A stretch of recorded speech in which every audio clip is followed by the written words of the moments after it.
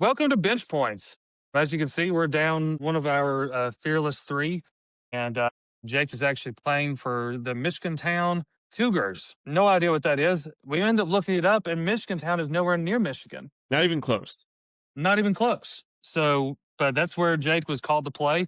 And so he's playing pickup for them for right now. And so that leaves it up to Sam I am and myself. And so listen, we got to get right into it. So much has happened over this past week. One of the best weeks of November basketball that I can ever remember. Okay. Absolutely. Like unreal. This will be one of those that we talk about probably too much on the podcast and you keep going back to it. But this week I think is crucial for what we could see in the future.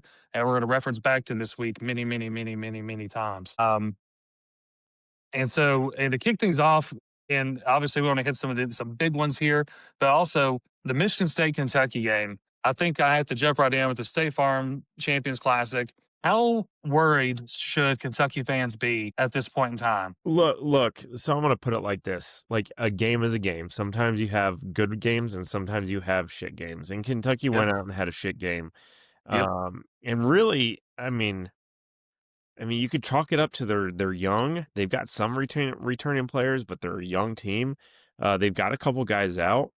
That's all fine and well. When your coach goes just like full nuclear and like Dude. alarm bells are ringing just watching him talk. Like that guy looks like somebody's shitting his Cheerios. He's almost given up on the season, it feels like, in his tone. He's like, we will not fail. Like, dude, you just lost a couple games to some ranked teams that, shit happens. Yeah, you got mollywopped by Michigan State. Well, guess what? A lot of people over the course of the last 30 years that Tom Izzo's been coaching has been mollywopped, whether they've been ranked 1 through 5 or 10 through 25 or anywhere in between. I mean, it just happens. I can take your licks and work on what you need to work on and move on. And he's such a positive guy. I wasn't that worried about the Kentucky basketball program until that moment. I agree, 1,000%. And I went on to some messenger boards. I wasn't going to do any trolling, but like there was a lot of, how is this the team that beat Purdue? And I think that's maybe some fan base issues there, is that these folks took an exhibition and like chalked it up to title number 9. Whereas like the rest of like logical basketball fans were like, hey, that was an exhibition. And then they rolled that into a season that they're just not ready for right now. No. Come mid SEC season, I think a lot of their issues are going to be worked out. I think they're going to be one of the top teams in the country. But Mark Pope, calm down, brother. And there's not a more passionate guy out there than Mark Pope, and I love him for it. It's very well known that I hate Kentucky and have every right to be as a Tennessee fan. You were giggling like a schoolgirl during that Michigan State game. I thoroughly enjoyed myself. I hated too much fun. I hate that it's at the expense of Mark Pope because I do like him a lot because he's just a basketball guy through and through. But I'm with you. I was just like, well, I mean, they're going to turn it around. They've got the talent, they've got the pieces, they've got the coaching. But then I heard that interview and just changed things. Yeah, it was bizarre. Yeah, it was bizarre. It was hard to watch. It was. I think that's the word. It was hard to watch. Mm-hmm. Yeah. No, it definitely was. And hey, Michigan State played well. They're doing Michigan State things. They're doing Izzo things. Izzo's doing his thing. I don't want to discredit their win at all. No. But they flat out beat Kentucky. I don't know that Kentucky necessarily lost it. They just didn't do anything to really help themselves win or give themselves a position to win. Michigan State hit them with a very balanced attack, and it was relentless. It was, and Kentucky could never get in a rhythm, could never get into any sets. Even when they ran the sets, they weren't well. It was just like a thorough, dare I say it, just thoroughly outcoached, outprepared. Izzo got what he expected out of his guys. Mark Pope didn't. Yep. That's for sure. We're going to move quick. Duke versus Kansas. I think Duke would have won that game regardless of Darren Peterson's status. However, I'm going to do this a couple times tonight. I'm going to put a little asterisk next to this win because one thing I will say, without Darren Peterson, Duke should have beat that Kansas team by 30. And Kansas had alligator blood that entire game. They would absolutely not go away. I mean, Duke would throw their best punch. Kansas would come right back and keep it within that 6 to 8 range. I know the game ended 78-66, I think it was, but it just felt like Duke was maybe playing with its food a little bit. and Hmm. Kansas was just like kind of playing up. Now, I know we're going to talk about it more, but Darren Peterson's going to be out for the next 3 games. He's not playing at all in the players, which is just like, why are they even going? Exactly. But I did see like a little bit of like signs of life out of this Kansas team that was without its star player. I mean, if your star player is a freshman, you have some issues, right? But Sure. Sure. they just wouldn't go away, and that's something that like it was a little surprising. Like I was from a competition standpoint glad to see it. The fact that it was Kansas, so Right. Totally get that. And I think that, one of the things is that I feel like they try to make the Kansas name obviously is huge, but I feel like that they show a lot more grit this team does than maybe some of these other Kansas teams over the past few years.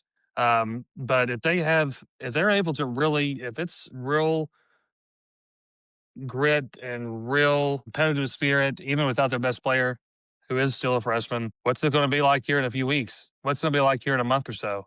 Uh, right. I mean, this is going to be a good test for the entire team. It puts the ball in their court per se.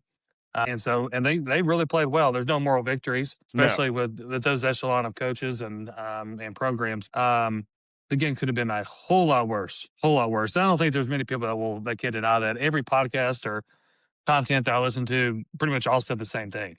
yeah, it should have been worse. And like again, I'm not knocking Duke by any means whatsoever. I think they would have won the game regardless of Darren Peterson's status, but it definitely felt different. Yeah, definitely felt different.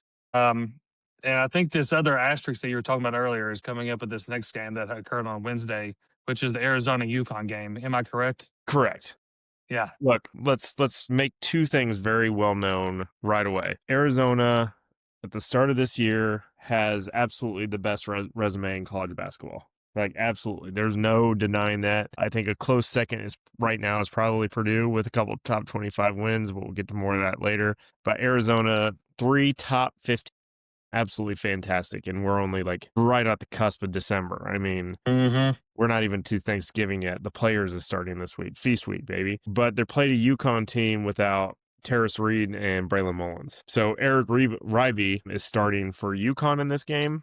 I mean, he's a good basketball player. He was in the Sure. under 18s. He was in that FIBA tournament. That was absolutely fantastic to watch. He's a good ball player, but he's not Terrace Reed. And look, UConn hasn't had Braylon Mullins yet, and they're still, mollywhopping teams. And this game was a 4-point game, was really a 2-point game, and UConn actually had the lead with a couple minutes left.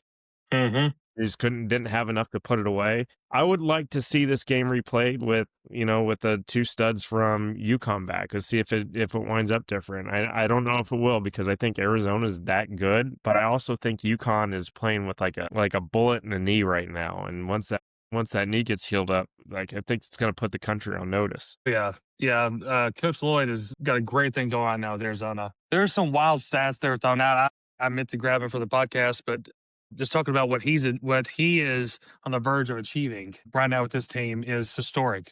Yeah. I mean, you don't see, and they're like halfway through their tough schedule because they've still got some monster games ahead. That's so true. I've got multiple windows pulled up here. Let me pull up Arizona's schedule just to remind people what they've got coming up. Now, AP poll comes out tomorrow, or for Mm-hmm. listening here shortly, because this will be coming out Monday around noon. I don't anticipate Purdue moving off that 1 line, and I'll be shocked if UConn or if Houston moves off the 2. Arizona is definitely your 3. They might be 2, but they still got Auburn coming up. They still got Alabama coming up. They got San Diego State coming up. It's not getting much easier for them. Nope. They Talk got about battle tested, man. BYU in January. I mean, they're in an absolute war for the rest of the year. I mean, if they hold serve, if they handle business, this is going to be like a everybody's major Final Four pick here. And I was reading an article earlier about how I wonder if this will impact Bruce Branch III for reclassifying in 2026. That's one of Arizona's like top guys they're going after. Yeah, Arizona's looking sexy right now. They're yeah. looking sexy. I as a Purdue fan, I always see that and I get like a tinge of excitement, but then I'm like, yeah, we're not getting that guy. That's Yeah, it's going to be an Arizona, UNC, Duke, Kansas, one of those guys. But Arizona is probably prime on that list. they've got. I mean, at this point, I think it has to be. But I do think. I mean, I mentioned it, but I mean, just the absolute battle tested already this early in the year. Definitely takes um, some eagerness to be able to get this figured out for your team sooner than later. I mean, they're really going to be able to say that they've seen it all already, especially the kind of talent they faced. And UConn is only going to get better. I just don't want Arizona to peak too early, aka start out peaking, and then they don't. That's gonna be hard to maintain. They're going to lose. Yes, They're going to have a lull. It's gonna be hard to stay completely healthy, but they're making the statement so early. It's quite impressive. definitely, definitely. Now so the Alabama Illinois game was just fun basketball. We knew it was going to be must see TV. That game Just fed a families. yeah, That game fed families. I mean, it really really did. like I didn't watch it live. I woke up to text from Jake and Brad talking about how fantastic the game was, but I didn't even look up the score. I was just like, I want to watch this. So I did the hour and 15-minute version where you cut out the commercials, maybe like a Mhm. little ad on YouTube or something like that, but you cut out the commercials. And like 10 minutes into the replay, I was like, I had to sit down and let my heart catch up because the pace was frenetic. It was almost like the Alabama St. John's game. At 100%, I thought the same thing. And now here's what I'm going to say about the outcome of this game. I don't think the shooting was anything exceptional. Alabama hit 13 threes, Illinois hit 11. Combined, they took 68. We're looking at about a 36% Mhm. 3-point on the night from both teams. Field goal percentages, same. We're like talking about the mid 40s. Here's where I think the difference comes in, and this is what led Alabama to be able to win this game. Rebounds, 38-40. If Unreal. Alabama rebounds at that clip, only loses the rebound battle by 2 to Purdue, we're looking at a undefeated Alabama team and number 1 in the country. Totally agree. I mean, they would have I had mean, that's wins. kind of just facts. They would have had wins over top 5 St. John's at the time, number 2 in the country, Purdue at the time, and then a top 10, potentially top 5 Illinois team. I mean, absolute insanity, right? Yeah. Rebounds. It's amazing how important those are. Not a lot of turnovers, about 10 for Alabama, 11 for Illinois. The fast breaks, oddly enough, were pretty close as well. Points in the paint were relatively close. Fouls were Mm, relatively close. It was an evenly matched game. The reason why Alabama won this is because they kept the rebound war tight. That's yep. 100% the case in this game. And they played tougher. They got exactly what Nate Oates asked them to do. And the result speaks for itself. They just got another top 10 win. What was the points in the paint for each team? Do you still have that pulled up? 30-40 in favor of Illinois. That's really I mean, size-wise, that's kind of insane given what Alabama has, which is even when we were in Tuscaloosa, I was frustrated with Sorrell really, They just don't like to like stay down in there. they like to put their athletes on the perimeter so that they can either create the shot or get a run to the basket and then have like a cut or backdoor or something like that that releases, maybe get that lob dunk. It wasn't happening against this Illinois team. It sure as hell didn't happen against Purdue. They had to settle Yep. for as many threes as they could possibly take. I think they wound up taking close to 40 of them. Wasn't it 44? Something like that, yeah. It was Yeah, I over think they 40. went like 13 or 14 or no, it was 16 for 44 is what they wound up, which was absolutely insane. Um, but in this case, they were able to get to the basket a little bit more. I will say this about Illinois. I mean, they still have the country on notice. This is a team we all thought was just going to shoot threes and nothing else. Yep. They are very good in the paint. Showed it all night. It was borderline unstoppable in the paint at times. But at the end of the day, what I can say the most is like fantastic game. Alabama is for real. They are an absolute Final Four contender, regardless of the result in Coleman Coliseum against my Purdue Boilermakers, which I'm very happy that we pulled that one out. You know, very, very real team just beat a very real Illinois team. Absolutely fantastic. And what it comes down to is what Nate Oates talked about, what we talked about. Get those rebounds, Mhm. keep that rebound war close, and you're going to win games. Yeah, I think Stojakovic might be one of the best kept secrets in the country. Yeah, absolutely.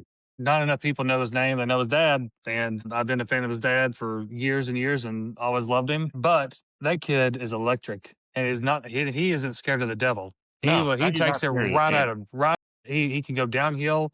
He can pop it out, and he's not selfish either. Like I almost feel like Illinois is too selfish at times, where they pass it too much. Yep. Yep. I think that created some problems at times, but they're very fun to watch. I'm very interested to see how the rest of their season unfolds. They need to stay healthy. Yeah, 100%. But okay, we got these guys out of the way. This Purdue Memphis game that happened on Thursday was um, for me, for someone who definitely, I've been super negative so far, but I can't stand Memphis. Hardaway, that guy can go kick rocks. I can't. I did not think this was even. I thought this would have been a typo if I didn't know if I didn't watch the game from my own eyes. Yeah. That was a wild game. Purdue, obviously, I just have to say it. I was going to start giving this analysis. The officials were awful, and I'm the last person to say that the officiating was bad. And wanted to say I'm not trying to blame it on them, but my gosh, it is hard to play a basketball game when you have officiating that bad and that inconsistent and that eager to make a face in the game, like to be a part of the game. I could Yeah. not stand that. Yeah. So I think I lost all faith in the officials of the Thursday game. After there was a questionable foul called on TKR, and Mhm. TKR went to the bench talking to himself. Yes, he did. Yes, he He was did. talking to himself and got teed up. So I was just like, oh dear, that's what is happening. And then midway through the second half, it was Aaron Bradshaw that takes a forearm shiver to the back by Clough and flops. God. And so like he just lays there for like 10 seconds, right? And then he gets up and Yeah. he puts a finger in Clough's face. My thought is just like just let this go, let everybody calm down. Yeah. You call it technical and send Purdue to the line in a critical moment. And he fouled out. That was his fifth foul. Yeah. It was the chippiest, poorly officiated. Court was terrible. It was so hard to watch, start to finish. I felt like both teams did not play with any sense of composure. No. I think Memphis, say what you want about Penny Hardaway in Memphis. Penny Hardaway had a fantastic strategy. He went huge against Purdue, and he put all athletes on every single player and was like, well, figure out a way to beat these guys because it's not going to be on talent. It's going to be on physicality. And they had Purdue rattled. That like Braden Smith probably had his worst game of his career in this game. It was. It was the A worst. handful of times. Thank God CJ Cox and Fletcher Loyer showed up. TKR fouled out. Clough kind of had a way to show up game, but it was just ugly. It was ugly. Now, thankfully, it was followed up by an absolutely fantastic game, which it shouldn't have been a fantastic game. But this Wake Forest team might be for real. I hope they are because they gave Texas Tech everything they possibly could. And they really did. And what's the kid's name?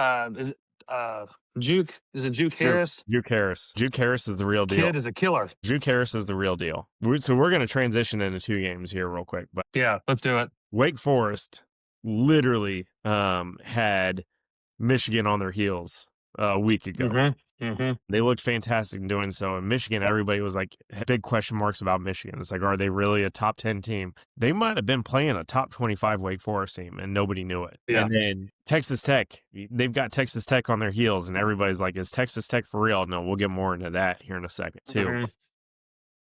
Texas Tech on their heels all night. It might be because this Wake Forest team is for real. And then the next night, Wake Forest Memphis in an absolute classic. Considering the way Memphis played against Purdue, the way they played against Wake Forest was a completely different game. I felt it was an actual basketball game. It wasn't pickup. It wasn't nonsense AAU stuff. It was an actually well-coached basketball game up until the very end. Penny, Doug, you got to miss that last free throw. You got to miss it, man. You got to miss it. I know. You got to miss that free throw. You got to miss that free throw. Oh, man. I loved it. It was such a bad decision. I heard on a podcast earlier that said of all those people on the bench now is for these teams it's just outrageous. I mean, you've got 15 guys over there supporting your head coach. Not one guy is going to be like, hey, no, he needs to miss this. He needs to miss this. Not one person. Yeah, and miss That's it bad. crazy. Miss it bad enough that like it rolls off and you have to like hurry to it or something like that. Like it's a contested rebound that way. I don't know, man. It was. I will say this: Memphis, to me, smacked Purdue in the mouth a little bit. I mean, they had the officiating crew to do it. Yeah. They smacked Purdue in the mouth a little bit, and then they hung tough against this Wake Forest team. I'm not 100% sure if we've heard the last of Memphis. I know they're 1-5 right now. They're struggling, but the way they looked in the Bahamar showed some promise. Wake Forest team, just to recap it, former Purdue Boilermaker in front of the Purdue faithful at Bahamar, which was about 90% of the fan base there. Yep. Drills a well-executed, well-planned inbound play as the clock is expiring to win the game by 1. Wins it in front of the Purdue crowd. Crowd goes nuts. Team goes nuts. More to come on that because we got some standing O's to do, but absolutely fantastic moment that led to the Bahamar championship that we're going to talk about right now. Purdue, Texas Tech. Can I mention one other thing real quick? Do you not find that it's strange that Aaron Bradshaw has not changed or improved one bit? He's gotten After worse. he's gotten worse. He's getting progressively What worse. a shame. The kid can McDonald's play. All-American. Yeah. Played at Kentucky. Went to Kentucky. Went I'll to say. Yeah, no, Ohio State. My bad. Ohio State didn't work out there. Didn't it? Wait. Yeah. Yeah. I think that's right. I mean, yeah, and he went to Ohio not State, didn't work out there. hasn't put on any weight, hasn't put on any muscle, hasn't gotten any better. His Hasn't game learned is a just still thing. mid. Yeah, hasn't learned a thing. He's regressed. It's kind of a continued to shame. regress. Yeah. But anyway, I wanted to make sure I pointed that out. I was like, because I was like, No, wait, is that the same guy? Like, Yeah. I was thinking I was wrong. So this No. isn't the same person I'm thinking of. It was. It is. Absolutely is. Former McDonald's All-American. Like Unreal. five-star recruit. It's just a disappointment. Proves let's do the dichotomy there. 5-star recruit, McDonald's All-American, and then you got Braden Smith, who not sure if he had a star. Yeah. I don't think, Had looks from Belmont that's such a good point. before Purdue came calling, and he started 114 games, maybe 115 now. Crazy. Absolutely crazy. Unreal. Okay. Now we can move on. I just want to make sure we called out Bradshaw. No, going into the Bahamar championship game, Purdue, Texas Tech. Before I word vomit here, Brad, what are your thoughts? Well, I don't want to take the spotlight away from what actually happened, which was an absolute beatdown. The floor still sucked. The atmosphere still sucked. Thankfully, Purdue held it together by a fine thread, making it feel like it was a college basketball game. Huge credit to them. Again, more to come with them later. And more talking about how horrible this court and this gym in general was. Yes. But I, at first, was disappointed in Texas Tech. But when I went back and watched some of the highlights and started following up on things, I don't know that there's much that they could have done. I don't know that. I think there's definitely some pieces there that they could have protected the perimeter better and things like that. But still, this was Purdue's night. Yeah. This was an absolute dismantling. So I've got the highlights on because I've watched these a handful of times. I know that's absolutely absurd, but it was 26-23, and Purdue went on it was 23. It was 26-23. Yeah, and Purdue went on a 20-3 run, 23-3 run. Absolutely insane. And in that stretch, and then it started in the second half too, because I think Texas Tech went 5 minutes into the second half without scoring. You can't have Texas Tech, for all of their offensive efficiency, which is where everybody thought they would compete, didn't know what to do against Purdue's defense. And I don't think either one of us plan on saying anything like that, right? No. I mean, if we're going to talk about this was an offensive showcase, Purdue won by X amount because they shot like this, or Texas Tech won by this amount because JT Top and XYZ. What this was I think there were 9 straight stops in the first half. That's in the first half? In the first half, when they were on this big run, it was 20-20. The half ended at 49-26. Oh my and there was gosh, like that's wild. 8 or 9 straight stops. This is not counting what happened at the start of the second half, because at the start of the second half, like, Texas Tech looked like a team not ready to play a number 1 team in the country. Hmm. Purdue looked like a team who's played so many ranked teams over the course of the last 4 years with TKR, Fletcher Lawyer, and Braden Smith, that this was a Tuesday. It just happened to be a Friday night. And there's no excuse either. It's not like Purdue had a cakewalk the night before. No, no, neither team had a cakewalk. You know what I mean? They both played the same game. They both had plenty of rest. This game didn't start till 10 o'clock at night, Yep. but Purdue just thoroughly dismantled them. And I'll be honest with you, there's not one Purdue player that played exceptionally well. There was not one Purdue player that played bad. It was 7 Purdue basketball players in double digits. It was TKR with 12.7 rebounds. It was Braden Smith with 10 points, 7 assists. It was Oscar Club with 15 and 15. Lawyer with 10. CJ Cox with 10. Omer Meyer with 10. Just, I mean, everybody was involved. Everybody played fantastic. It was insane. It was like after the 6-minute mark in the first half, the game was over. Yeah. And I needed a game like that from for Oscar Clough, just because he thoroughly irritated me in the Memphis game. I thought he could have been bigger and better and more impactful. Yep. But a 15-15 game,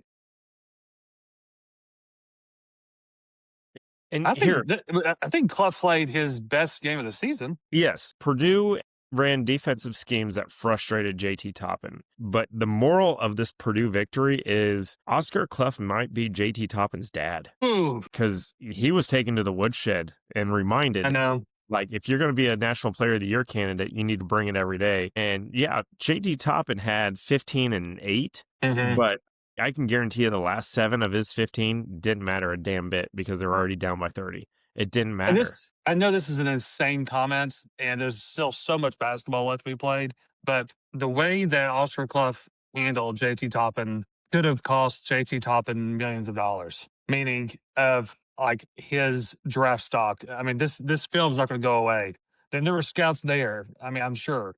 Yeah, so there's that. You put a physical big Oscar Clough's a moose, right? I My mean, he's just, gosh, he is a moose. That's his dad is a moose. yeah, his dad is Uh, absolutely a straight up Newfoundland moose. yeah. The dude is just a big hoss right in the middle of the paint. Purdue ran a defensive scheme that, like, the second JT touched the ball, there was a collapse. And credit to Purdue, their rotations were fantastic. But I will say this about Texas Tech: like, Purdue has a statement. They have plenty of them every year for the last 4 or 5 years. They just come out with these statement wins, remind the country that, hey, if you're going to move us on the one line, we need some explanations because we just mollywopped a top 15 team. Texas Tech's got some questions. Their defense was non-existent. Their offense went No. completely stagnant.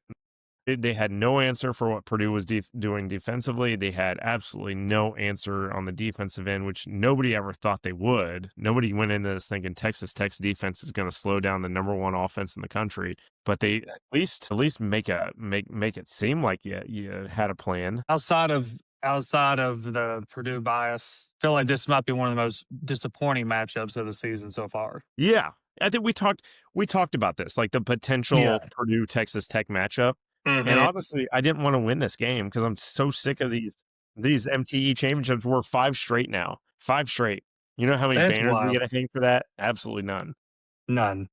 But 5 straight MTEs. A lot of them are ranked opponents that we played. I mean, Texas Tech, you had Gonzaga, Tennessee, Marquette from a couple years ago, Ole Miss last year, Duke, and Gonzaga the year before. I mean, it's just Villanova, North Carolina. Like, the teams that they've ran through in these 5 tournaments is remarkable. Yeah, I don't think you'll ever see, a team go through this level of competition and win 5 straight of these damn things. But Purdue seems to do it because we're great in November, and then come March, we're a big giant question mark. I'm just hoping that this year, with the amount of experience that we have, that we pull it together. But I would have traded all 5 of those for one more Final Four in a heartbeat. Yeah, I get that. So I know this is a little bit out of order, but I think just we're coming off of the Bahamar championship and talking about that. I think this is our collective bench behavior. Yeah, Is the fact yeah, that this is what I wrote. I wrote that college basketball has gotten too big to have MTEs that play in gyms like where the Bahamar games were held. It impacts the experience. Like it just didn't feel like I was just like this game would be so awesome In if a it was just gym, at home or away in an actual arena or at least a bigger gym. But put that it was a cafetorium. Was what that they as a played in. ballroom. It was a Yeah, ballroom. yeah, yeah. It's the new east wing of the White House. It's a ballroom. And I don't even think I almost felt like I was trying to figure out how to word this in our group text, but it felt like that rebounds when the ball come off the rim, it's like it took everybody by surprise. Like there was some sort of depth perception, some sort of lighting issue there because it was just a weird game. It could have been all camera angles. It could have. There's a lot of factors there, but I kept trying to notice that, and it kept seeming like they were having a hard time locating the ball. And Fletcher lawyers said the rims were tight and that one of them was taller than 10 feet. And look, what? dude shoots a lot of jump shots. I was about to say, yeah, He said the rims were off. Now, granted, he says that, but he also scored at a pretty decent clip, shot at a yes, pretty decent clip. So which was good to see. We needed, I thought, yeah, that was very good to see to see him kind of come in and play that strongly. yeah, he won the MVP, by the way. He was the Bahamar MVP. Was he really? The all Bahamar team. Yeah, The only two from Purdue were on it was Fletcher Lawyer and Oscar Clough. You have 2 All-Americans and 2 that's National Player of the Year candidates in Braden Smith and TKR, and they're off the list. Now, JT was on the list, yeah. but I kind of and love that though. I that's think that's cool. kind of fun. Yeah, That's cool. it is cool. That's like Fletcher Lawyer get your flowers for being the Robin to Batman for 4 years, you know? Exactly. Yeah, but yeah, I mean, I think honestly, I think MTEs are getting out of hand anyway. Yeah. It's the players is doing it right. The Championship Classic is doing it right. I think we need to move past this format of MTEs. It's not, guys. We can't have top 25 matchups in ballrooms. No, We can't do it. I think it could be But dangerous. it I think it the way really that like it was I don't know if it's the dangerous. humidity of the room or whatever it was, but I mean,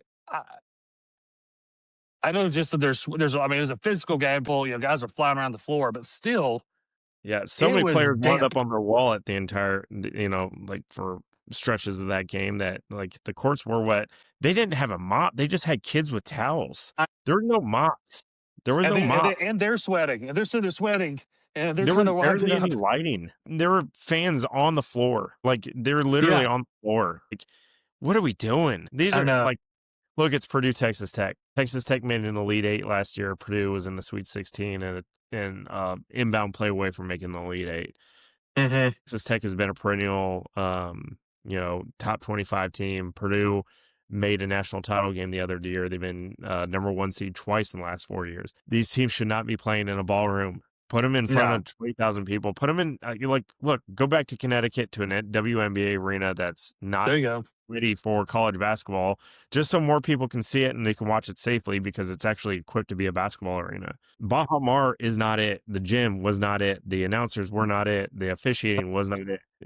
Credit to CBS Sports for bringing in folks at the halftime and the post game to like rein Yeah, everything back in from what was being said and done during the actual games. Like basically CBS was like, here, you can do the halftime show and the post game. We're going to throw it to you and you could throw it on your network, but we're just going to march out a whole bunch of clowns for the next 4 hours while 2 teams try to play and not hurt themselves. yeah. I thought Paris did a great job for hosting the halftime stuff. Yeah. He I did. could He listen did to great. Garrett Parrish all day. I could too. I know people just kind of ride him sometimes, but I'm like, the dude He's my guy. he loves basketball. Like there is nothing he absolutely is obsessed with it. And he's goofy, but he's original. Like Yeah. at least he's He himself. knows ball. He knows his Yeah. stuff. So He did make a comment. He said, he said, I'm sick and tired of hearing, and I've heard this, he said, I've heard this my entire life. Because I guess he went to Memphis. He lives in Memphis. He grew up, I think, in Memphis, or at least around there, or at least a Memphis fan. And he said they always play like it's a pickup game. yep. That's Yeah. always been the That's where I comment. came up with my comment earlier. Yeah.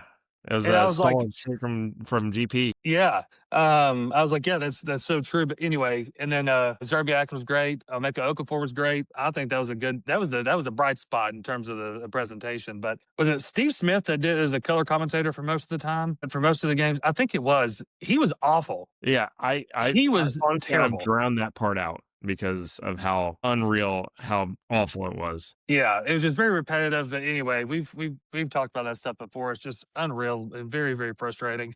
You know what's not frustrating is when you get your money line right. Tennessee, baby, beat the doors off of Florida the other night. My gosh, what a time to be alive. I know it doesn't mean a ton for the college football playoff, but gosh, it felt good to get that win. Well, there's some movement going around in the standings right now. There's an outside chance that if certain teams shit the bed in the next week, then you might be able to sneak your way back in. That would be something else. But hey, go get your Windwear apparel, windwearapparel.com, and Bench Points is the promo code there. Use that, check it out. They got great stuff.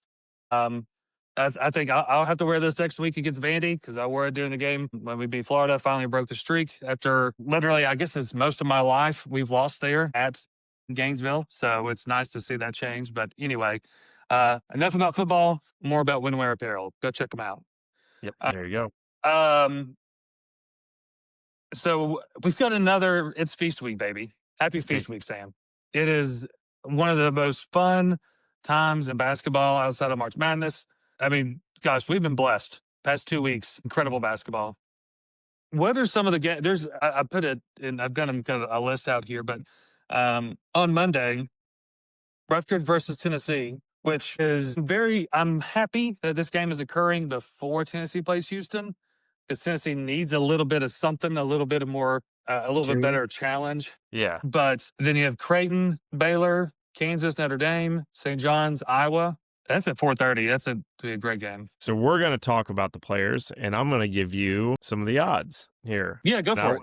I want you to let me know if you're taking them or if you're leaving them. All right. So Tennessee Rutgers. Tennessee's at minus 1,400. They're a 14.5-point favorite. How are we feeling about that one? That's a lot of points. I don't love that. ESPN's got them at a 92% chance, 90% chance. 90% chance of taking this one home. I like it more of that 10-point range. I think 14 is a whole lot of points. I'm gonna take Tennessee on the points on this one because I really genuinely believe this Rutgers team does not know how to this Rutgers team struggled with Maryland last year when Maryland had Gillespie. Guess who Tennessee has? Gillespie. That's true. They also had a gentleman by the name of Nate Ament that is coming into his own. Ready to explode. I'm taking Tennessee by 20 on this one. I love that. I really hope you're right. I really hope you're right. That'd be nice to have a little swagger going into Tuesday, regardless of what Rutgers performs as. Creighton Baylor. This one's about as even as it gets. This is a coin toss. I'm going to say Creighton. I really think that Creighton needs to be the next Big East team that's going to do something relevant besides UConn and St. John's because it's not looking great over there. They have this at Baylor at minus 210, just a couple point favorite, but I think Creighton takes this one down. Yeah, I agree with that as well. I honestly don't have to take one way or the other, but Creighton, you're right though. This is a good chance for them to represent the Big East well. Kansas Notre Dame. This one is a close one. They've got Kansas at minus 235, Notre Dame at plus 190. Let me see what the spread is on this one. They got Kansas at 5.5. That's Darren Peterson less Kansas against Notre Dame team. Kansas just hung tough against. I like that though. I think top 5 Duke team. I think they know that they can play without him. They definitely sorely miss him, but I think they've got a little bit of confidence there. So I like that. Actually, I might put a little bit of money on that game. Yeah, I'd take Kansas on the points there. Yeah, I think I'm gonna root for Shrews. Yeah, but yeah, I think I'm gonna take Kansas on the points there. St. John's, Iowa State. St. John's plus 115. Iowa State minus 140. This is 14 versus 16. Iowa State is a 2.5 point favorite. No, I think St. John's is going to be pissed. I think they're going to feel like they're being disrespected. They're going to come in with a chip on their shoulder, and they're going to ride it. Keep your money away from this one. Yeah. Oh yeah. I'm not touching this with a 10-foot pole. I don't see the point spread. I don't see the over under. Yeah, I don't know. I'd keep your money away from this one. Big game though. Don't miss it. I will be rooting for St. John's. Yeah, as you probably should. That makes sense. Houston, Syracuse. We've got Houston at minus 750 and 11.5 point favorite. Yeah, I mean, Syracuse is just not what they used to be. I don't know a ton about them this year, but did they play somebody close? Was it two? No, I might be Houston's thinking 4-0 somebody else. so far. Syracuse is 4-0 so far this year. Right. But they've beaten mighty Binghamton. They've beaten mighty Delaware State, Drexel, and Monmouth. That's all they played this year? That's all they played. They had Okay. Houston is their first real game. Now they have won each game by an average of like 37 points. They got 38, they got 50, no, 40, 38, 40, and 30. Oh, no, wait a minute. I just missed. Monmouth was a 5-point win. Yeah. Cool. Houston's I'm gonna take Houston on the points there. Yeah. Because if Houston, this is a team that they could easily devour, especially if they come out with a little bit of cockiness, which I don't know. Surely they're looking at themselves with a pretty realistic perspective, as in Syracuse. We know that doesn't typically happen when you haven't lost a game yet and you haven't played anyone. So you kind of coming out like all stars, but Houston will humble you very quickly. They will suffocate them with their defense, which will lead to a Tennessee-Houston game that I think is going to be one for the ages on Tuesday. Can't wait. Yeah, I've already blocked it. Yeah, I think we might have to do a live. I was thinking about that. That would actually be a good time to try to do one. That'd be fantastic. Then Auburn, Oregon. So we got Auburn at minus 185, Oregon at plus 150. I think this is another keep your money away from it. Mm-hmm. Let me see what the spread is on this one. They've got Auburn at 4.5. Oregon has not shown what everybody thought that they possibly could be this year. I think this is the game they do it. They need it. I think this is a game they need. And this would make sense for Dana to win a game like this, like to really get his guys motivated. Like this. We've seen this movie before. Yeah. The game of the night, game of the week, Alabama, Gonzaga. Alabama at plus 145, Gonzaga at 175. Alabama's a dog by 3.5 in this game. A 3.5? 3.5 dog. Oh my gosh. I'm putting my money on Alabama. It's hard not to. And there's a part of me, and I feel like, I don't know if that words in Jake's mouth, so he's not here to defend himself on this, but I kind of feel like that he would say that this is a chance for that Gonzaga to get exposed here. Yeah, I think Jake wants this to be the Gonzaga gets exposed game. Yeah, maybe that's a better way to put it. Because I think we've all were sort of slightly wrong about Gonzaga. Mm-hmm. We definitely weren't right.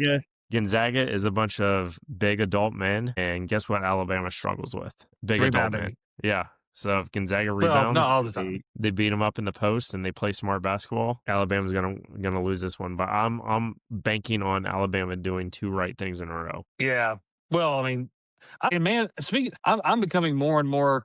He's a bit obnoxious for my taste, but Nate Oates is that guy. Like he's a coach. He's a dog. He's a no BS guy. He is. I'm just kind of liking his style of ball more and more. Again, I wish he would emphasize the inside game a little bit more. But he's an analytics guy. He wants to get the ball in the air as much as he can and get shots up in the air. All right. So who we got next? Michigan, San Diego State. Okay. So San Diego State just lost a game that they shouldn't have lost to Troy. Mm-hmm.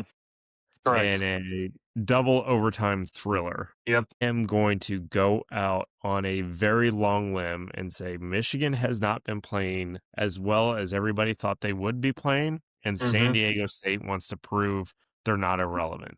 Michigan is a 6.5 point favorite. I'm taking San Diego to cover. Yeah, I think that's smart too, and I think that even before San Diego State lost, I'd feel the same way.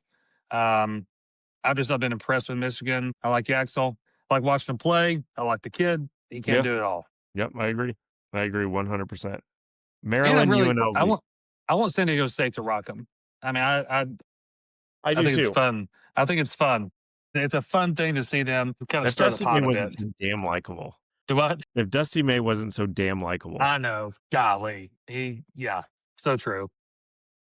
UNLV versus Maryland, Maryland. UNLV versus Maryland. UNLV just absolutely took it straight to Memphis. Yep. Maryland, I don't know exactly how I feel about Maryland right now, so I'm gonna keep my money away from this. This is a coin toss game, so just one of the games I'm gonna keep my money away from. Yeah. And this one, I'll be catching this one the following day, Yeah, as it will more than likely start on Tuesday. It'll be the first game of the Tuesday slate. way past my bedtime. Oh yeah, there's no way. There's just no chance. But yeah, then we got the Tuesday slate of games.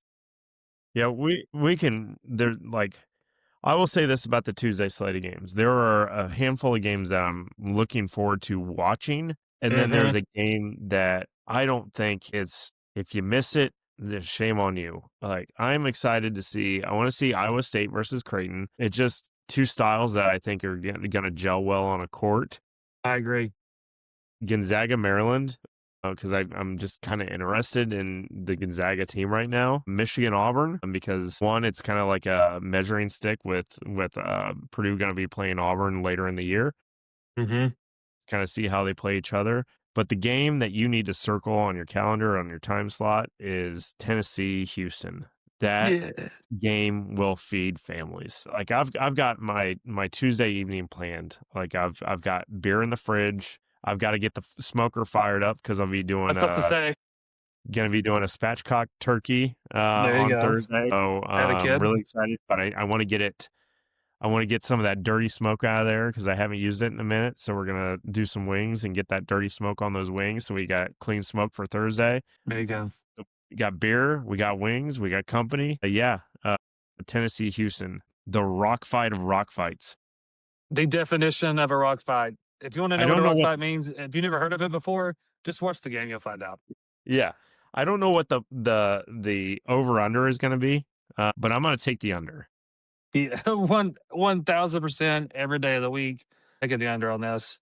Um, if you're a fan of defense and seeing two of the best defensive minded coaches put a product on the floor like these two teams, it is something special. If you're a basketball nerd, basketball junkie, take notes. It's gonna be something fun to watch.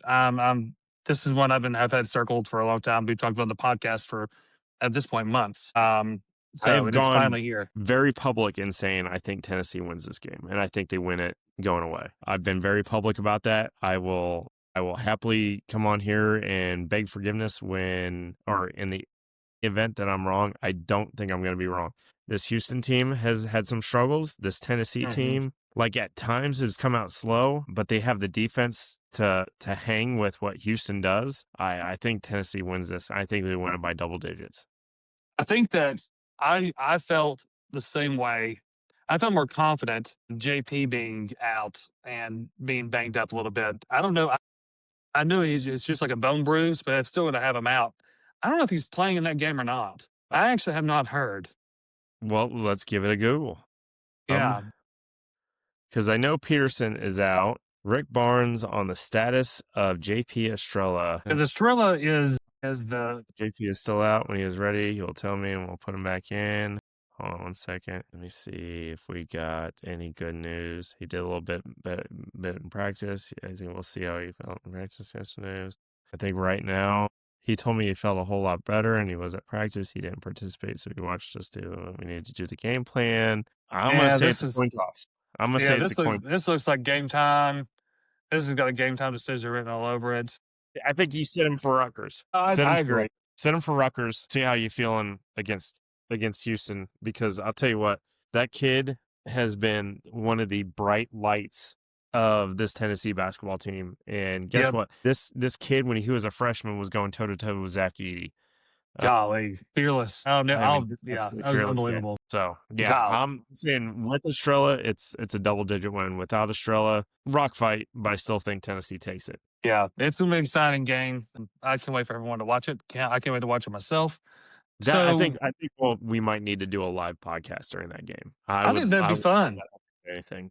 Yeah, we'll have then 17 viewers, yeah, that's but who hey, cares? Who cares? We'll get to you watch the basketball game together, and regardless of how many miles apart we are between you, Jake, and I think it'll be an absolute blast to talk about that yeah, game as it's. that'd be fun. We'll talk to Jake about that. So stay tuned. You might see us coming to you live from the bench. So one of the coolest moments of this college basketball season occurred at the Bahamar in the most god awful gym, as we've already shared. But Sam, how about you kind of share with us the cool sportsmanship, just what college basketball is all about. Just an incredible stand and go moment that occurred at the Bahamar Classic. Look, I'm 42 years old, and I find myself getting emotional at just the most absurd things here lately, especially having a little kid running around and he's starting to Yeah, say word clearly, and it's breaking my heart because I'm not hearing the cute way he used to say things. Now it's a cuter way, but the old cute way is gone. I digress. I get emotional. So Friday night, Miles Colvin drains a game-winning three-pointer in front of a very,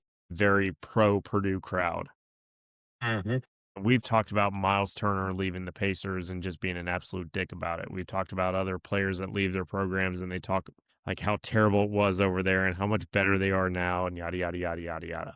This Purdue fan base absolutely erupted at this shot. Absolutely erupted. Chants of Miles Colvin echoing through that ballroom. Miles Colvin's interviewed afterwards, and it was like the most mature conversation you'd ever have with a college kid. He was like, look, I love my time at Purdue. I love paint. When I talked to him, I was doing what was best for me, right? Miles Colvin is a star that needs to shine bright, and he wasn't going to do it at Purdue. The minutes weren't there. He did what was absolutely best for him. Painter acknowledged it. Colvin acknowledged it. Everybody was fine with it, right? But that yeah, Purdue fan base just absolutely celebrated him the absolute way they should. And one is a mature move on the fan base. Two, like Colvin's reaction to it was just absolutely fantastic. Like you could tell he was deeply touched. You could tell he was excited for his Wake Forest team. And also, like, this was really cool watching Miles Colvin be successful somewhere else. Like, it's what yeah. Purdue fans always wanted out of him. Like they wanted him to be successful. They just like it's like where do you fit in with what Purdue's trying to do right now? And it like his style just doesn't gel with what Purdue is. But Right. at Wake Forest, he's a big bright shining star and he's going to drive them into becoming a ranked team here soon because like he's just fantastic. And that whole moment was just like it just validated everything. Like it validated his decision. It validated that, Purdue still loves him and he still loves Purdue and that he would have probably loved to take a crack at his old team, but the fact that he got to celebrate with him, I thought was a really cool moment. And his dad, I mean, his dad was played football at Purdue, right? Because I think Yeah. that's what Yep. the commentators talked about that Roosevelt. like Yep. 1,000 times. Yeah. So yeah, it was a Dude, really cool that moment. was such a cool moment for sure. And I know this is a completely different situation, but I feel like a lot of Tennessee fans kind of see Tobe Awaka, Arizona, the same way. Yeah. We when he's on, we're gonna watch. Like we're gonna support that. We love that guy. He just It's weird amazing. situation. It's amazing how much more mature college players can be about transferring from school to school and stuff like that, and still have love for their previous stop compared to the Yeah, NBA, where everything's so financially driven that like you just lose sight of what the actual thing is, and it's a game enjoyed by fans and people and played by players. that's right. Um, and speaking of the NBA, I'll give a standing O to Chris Paul as announcing his retirement. Enjoy retirement when that time comes, but I know he's going to play like it's his last. That's for sure. I mean, he's Yeah, never not given 110% every freaking night. absolutely. And loved having him with the Spurs for a time. That was fun. But man, just so he's turned into quite the establishment in this genre, in this era of basketball. So that was cool to see him finally make the decision to step away. But Chris Paul may be stepping away, but Sam and I have got to go step in. So we got to go Yeah, take care of business. yep. The coach is giving us the eye right now, so it's I That's guess we'll right. see you at the next blowout. That's right. Thank you all.